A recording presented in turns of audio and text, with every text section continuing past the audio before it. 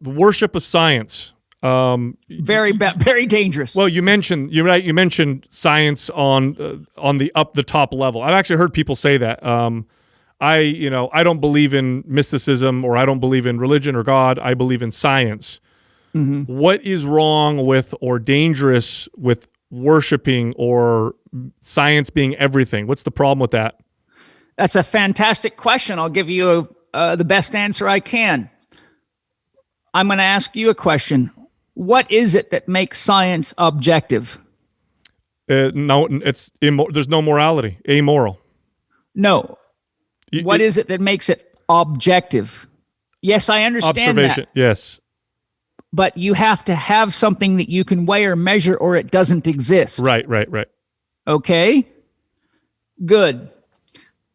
How much does your love for your wife and kids weigh, and how big is it? Right.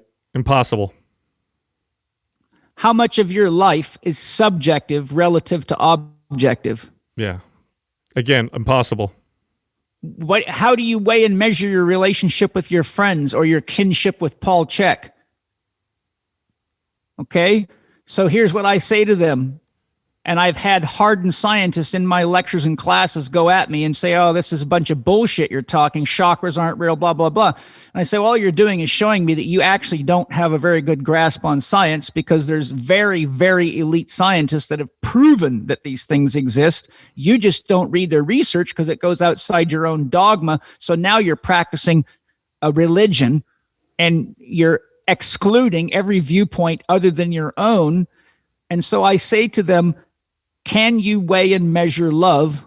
And what would your life be like without it, even with your scientific acumen and your degrees? If I removed love from your life and I removed the subjective, the qualitative from the quantitative, what you get is a robot. You don't have a human being anymore. You have a machine.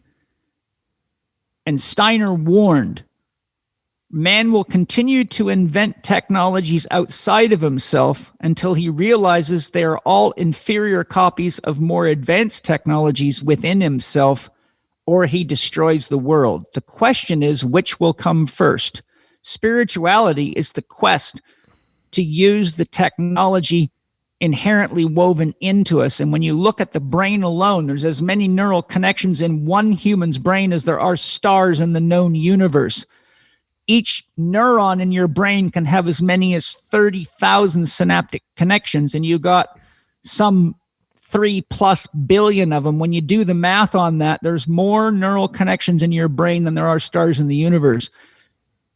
You can't even begin to fathom the complexity of the biological computing system that not only computes objectively, but computes subjectively. And so when you have science that cuts out morality and subjectivity, you've turned the whole world into a mechanistic device. And that leads to depression. That leads to meaninglessness.